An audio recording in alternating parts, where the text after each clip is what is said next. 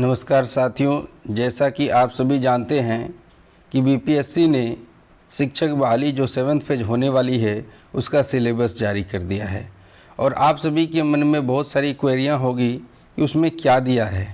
तो सारी बातों को मैं विस्तार से बताऊंगा, एक एक करके वीडियो में बने रहिए और आप समझने का प्रयास कीजिए। जहां पर भी आपको दिक्कत हो आप हमें कमेंट करेंगे, उन सारी दिक्कतों को मैं दूर करने का प्रयास करूँगा। तो यहाँ पर देखिए लिखा हुआ Bihar public service commission Patna. मुझे पहले इस पर विश्वास नहीं हुआ कि ये सही में आ गया। क्यों? क्योंकि इसमें न पत्रांक है, न दिनांक है, न किसी का साइन है। लेकिन जब मैंने इसे बीपीएससी के साइट से डाउनलोड किया तो मुझे भरोसा हो गया। उसका लिंक मैं डिस्क्रिप्शन में दे दूंगा, जिसे भी वेरीफाई करना हो कर लें। तो यहाँ कहा गया under the Bihar state school teacher appointment, अभी जो होने वाली है 7th फेज उसकी बात की जा रही है। और इसमें हम बात करेंगे प्राइमरी टीचर की जो कि 1 to 5 है, सेकेंडरी की, हायर सेकेंडरी की, और पेपर सब्जेक्ट उसमें कितना क्वेश्चन होगा, उसके लिए कितना टाइम्स मिलेगा और टोटल मार्क्स कितने होंगे, सारे प्रश्न किस टाइप से होंगे जैसे कि ऑब्जेक्टिव या सब्जेक्टिव, इन सारी बातों को देखेंगे हम। तो चलिए देखते हैं। पहला है, यहाँ देखिए आप पेपर 1 लिखा हुआ है ना, यहाँ पर देखिए आप, ये देखिए मैं दिखा रहा हूँ, ये है पेपर 1। तो पेपर 1 में आपको क्या मिलेगा? पेपर 1 में आपको मिलने वाला है 100 क्वेश्चन। पार्ट 1 में मिलेगा 25 क्वेश्चन और पार्ट 2 में मिलेगा 75 क्वेश्चन। ये भी बताऊंगा पार्ट 1 पार्ट 2 क्या है, ये भी आप समझ लें। देखिए पार्ट 1 में 25 क्वेश्चन जो है वो अलग लैंग्वेज के हैं और पार्ट 2 में 75 क्वेश्चन वो अलग लैंग्वेज के। वो क्या है वो भी आप समझ लीजिए। तो पार्ट 1 में आपको इंग्लिश मिलेगा। फिर से समझिएगा, जहाँ पर जो पार्ट 1 की बात हो रही है तो यहाँ देखिए आप पार्ट 1 में इंग्लिश मिलेगा जो कि सभी के लिए है, कंपलसरी यानी अनिवार्य। पार्ट 1 में 25 क्वेश्चन सभी के लिए है। ये जो लैंग्वेज का है पेपर 1 उसको 2 भागों में बांटा गया है, पार्ट 1 और पार्ट 2।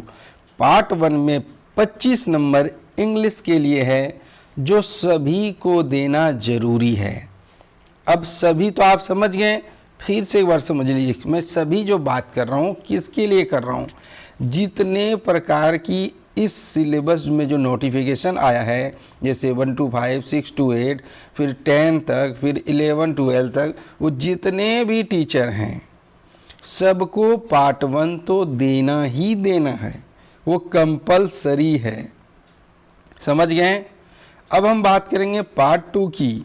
तो पार्ट 2 में ये देखिए यहाँ पर पार्ट 2 में Hindi language, Urdu language, Bengali language, candidate has to opt any one of the 3 languages. 3 में से कोई एक आपको चुनने हैं। पहला तो आपको इंग्लिश देना ही देना है। उसके बाद पार्ट 2 में यानी 2 लैंग्वेज है, पेपर 1 में 2 लैंग्वेज है, 25 नंबर का पहला तो आपको देना ही देना है इंग्लिश। दूसरा जो 75 बचा उसके लिए आप इन तीनों में से, किस में से? हिंदी, उर्दू और बंगाली में से किसी एक ठो चुनना होगा। अब candidate has to obtain minimum 30% mark in this paper. देखिए पेपर की बात हो रही है, इंग्लिश हिंदी की बात नहीं हो रही है, पेपर 1 की बात हो रही है जो 100 नंबर का है। उसके अंदर 2 पार्ट हैं, दोनों पार्ट मिला के आपको कम से कम 30% चाहिए। यानी यदि किसी बच्चे ने, मान लीजिए एक्स नाम का कोई बच्चा है, वह एक सब्जेक्ट तो इंग्लिश चुन लिया, दूसरा उसने उर्दू चुना है, तो इन दोनों को मिला के पेपर 1 बनता है जिसमें उसे 30% तो लाने ही लाने होंगे, अन्यथा उसका सिलेक्शन नहीं हो पाएगा। चलिए अब थोड़ा सा दूसरे मुद्दों पर चर्चा करते हैं। ये आपने समझ लिया, पेपर 1 क्लियर हो गया। क्लियर नहीं हुआ है तो आप स्वतंत्र पूछने के लिए हमसे। पेपर 2 की बात करते हैं। यहाँ देखिए, यहाँ हो रही है पेपर 2 की बात। पेपर 2 जीएस पेपर है, जीके जीएस। जीएस का मतलब जनरल स्टडी।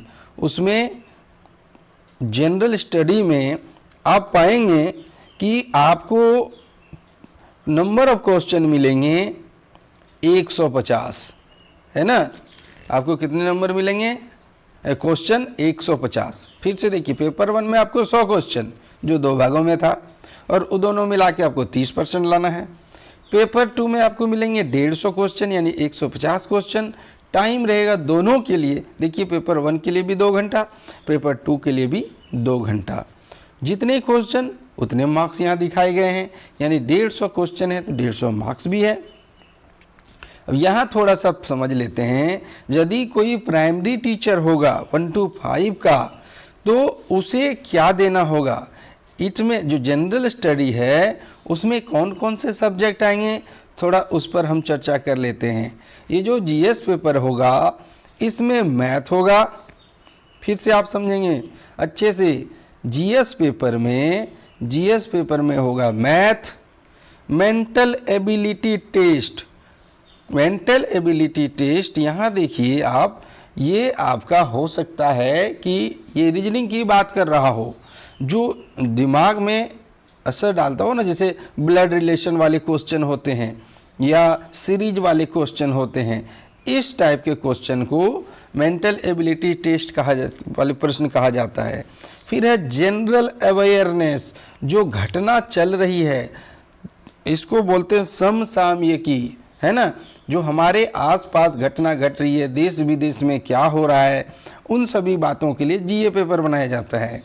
फिर है जनरल साइंस और सोशल साइंस, यानी जो एनसीईआरटी बुक या बीटीसी की बुक है या जो भी बुक आपको आधार मान लेना है, उसका जो जनरल साइंस होता है, जो बच्चों को इतना कम से कम साइंस आना ही चाहिए, वो वाली बात, जो किताबों की साइंस होती है वो। फिर है सोशल साइंस, ये भी किताब वाली भी आपको पढ़ना है एक्स्ट्रा। सबसे बढ़िया होता है एनसीईआरटी का बुक।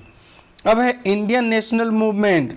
इंडियन नेशनल मूवमेंट में हम बात करेंगे स्वतंत्रता आंदोलन की, असहयोग आंदोलन की, खिलाफत आंदोलन की, और भी कई सारे, जैसे नमक आंदोलन है, दांडी यात्रा है।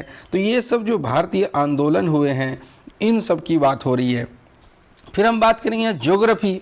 तो ज्योग्राफी चैप्टर में आपको जो भूगोल होते हैं ना, जैसे कि स्थलाकृति पढ़नी है, फिर आपको हिमालय के बारे में पढ़ना है, भारत जो बांटा गया है विविधताओं में, जैसे कि सुंदरवन का डेल्टा है, फिर आप यहाँ पर रेगिस्तान पढ़ने हैं, गंगा का मैदान पढ़ना है, तटीय प्रदेश पढ़ना है, ये सभी मैं आपको इस पर वीडियो दूंगा। और यहाँ पर देखना है इन्वायरमेंट, यानी पर्यावरण को भी पढ़ना है। जब आप पर्यावरण पढ़ते हैं तो उसमें आपको जैवमंडल पढ़ना है, उसको स्थल मंडल पढ़ना है, वायुमंडल पढ़ना, वायुमंडल की परतें पढ़नी है, और भी कई चीज़ें हैं जो आप समझ पा रहे होंगे, क्योंकि आप तो बच्चे हैं नहीं, आप हमारे समवयस्क हैं, तो आपको इतनी बातें समझ में आ रही होगी कि ये सब क्या कह रहा है। ये कह रहा है कि आप पूरा किताब उठा के पढ़ लीजिए, सीधी सी बात है। अब यहाँ देखिए आप कि ये तो आपने समझा। अब है the question of general studies will be related to the syllabus of primary school. हमने आपको शुरू में ही कह दिया कि आप अपना किताब उठा के पढ़ लीजिए। प्राइमरी स्कूल ये सिलेबस बेस्ड है, बस इसका जो स्टैंडर्ड होगा वो कम से कम है 1 to 5। वो कम से कम 1 to 5 का मतलब ये आगे भी जाएगा, यानी ये 10 लेवल तक भी हो सकता है। ये तो आपको हमने देखिए यहाँ क्या कहा, प्राइमरी स्कूल के मिनिमम रिक्वायरमेंट है, इससे ज़्यादा भी हो सकता है। अब हम देखेंगे तीसरे पेपर की। तो तीसरा पेपर है जनरल स्टडी। क्या है? Subject and general study. तो सब्जेक्ट की जब हम बात करते हैं तो ये आ जाता है सेकेंडरी में। यदि हमने 6 to 8 की बात की तो वहाँ तो कोई पेपर होगा ना, तो वहाँ पर क्या पेपर हो सकता है, या तो होगा आपका एसएसटी पेपर या होगा साइंस पेपर। तो देखिए दो ही बात हुई है। तो सब्जेक्ट पेपर में हम सबसे पहले बात करेंगे जनरल स्टडी की। तो जनरल स्टडी में देखिए यहाँ पर हो रही है बात, पार्ट 1 में आपको मिलेगा 100 पेपर और पार्ट 2 में मिलेगा 50 नंबर।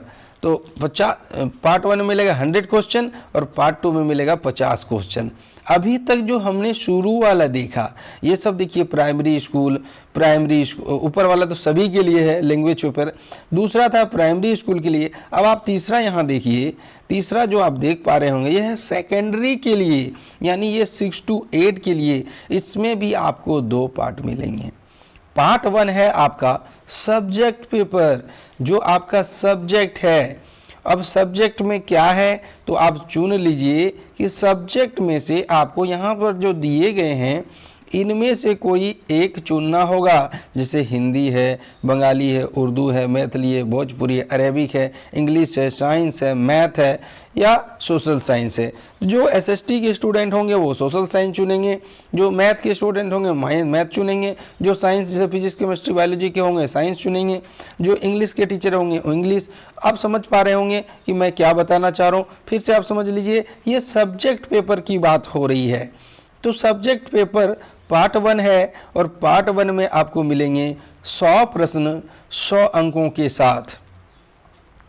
पार्ट 2 है इसका, देखते हैं पार्ट 2। देखिए यहाँ पर पहले पार्ट 1 को और थोड़ा यहाँ पर लिया हुआ है, उसको देख लेता हूँ।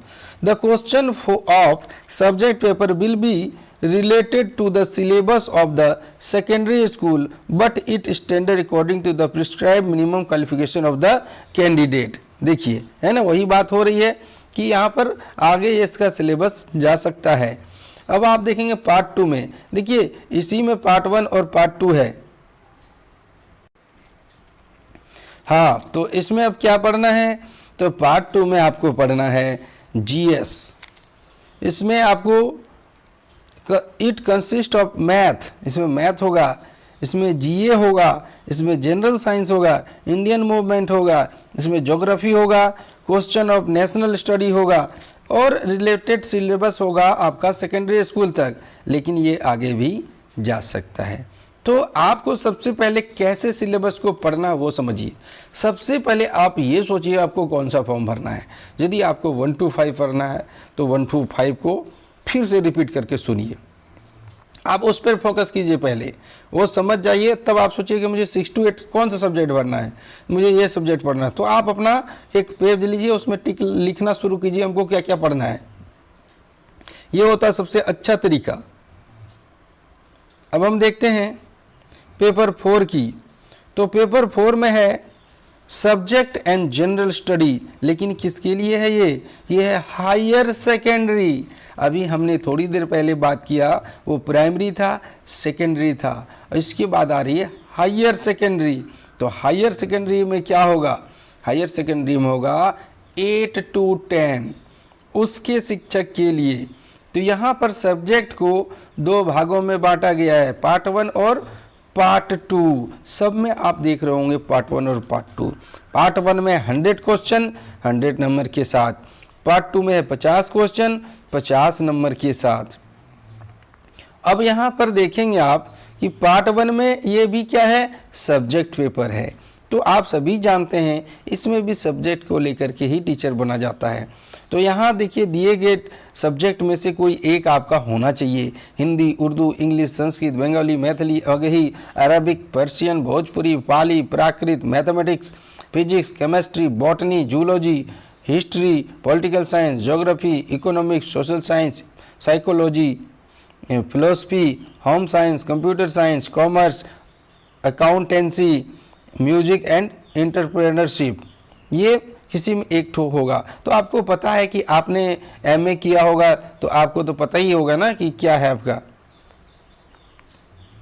अब देखिए क्वेश्चन यहाँ पर जो रिलेटेड होगा, रिलेटेड सब्जेक्ट सिलेबस जो होगा हायर सेकेंडरी स्कूल तक का होगा, जो कि आगे बढ़ सकता है।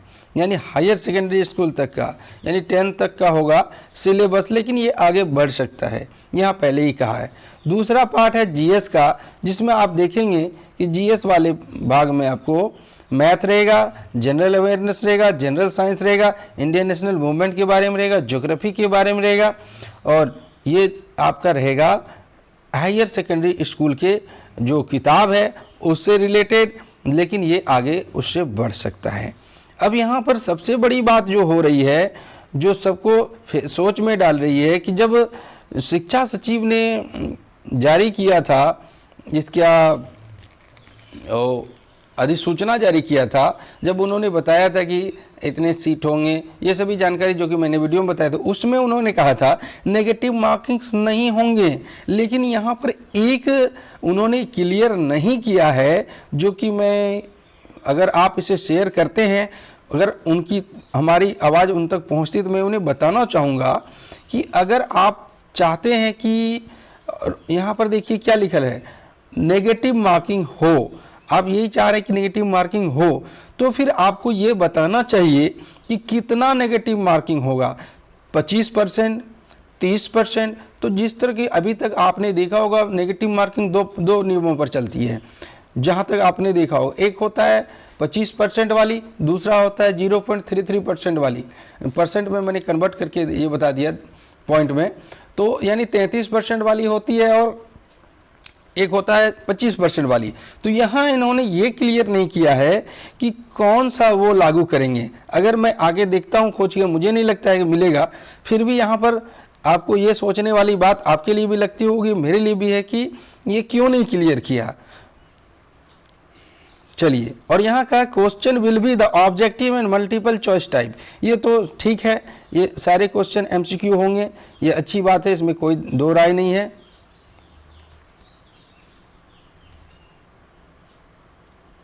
ये देखिए यहाँ दिया है, पत्रांक दिया हुआ है 2374 और दिनांक है 16/7/2007 एवं सामान्य प्रशासन में संकल्प ज्ञापन 962/2021 के द्वारा उपरोक्त 40%, ये उसी को आधार माना है। 2007 को आधार मान के कह रहा है कि जनरल के लिए 40% चाहिए, मेधा सूची निर्धारण हेतु, पिछड़ा के लिए 36.5% और अत्यंत पिछड़ा के लिए 34%, ST/SC से दिव्यांगों से ग्रसित व्यक्ति के लिए 32% कम से कम होना चाहिए।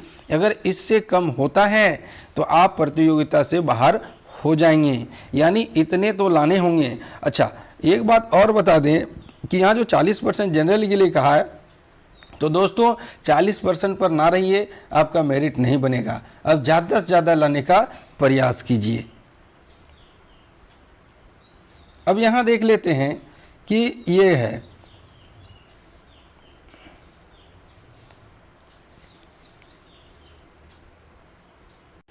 अब इसी का आप देख पा रहे होंगे, इसी का हिंदी दिया हुआ है नीचे, मैंने इंग्लिश वाला बता दिया। आप हिंदी वाला पढ़ना चाहते हैं तो मैंने लिंक वीडियो के डिस्क्रिप्शन में डाल दिया है, वहाँ से आप इसे देख सकते हैं, क्योंकि मैंने आपको समझा ही दिया।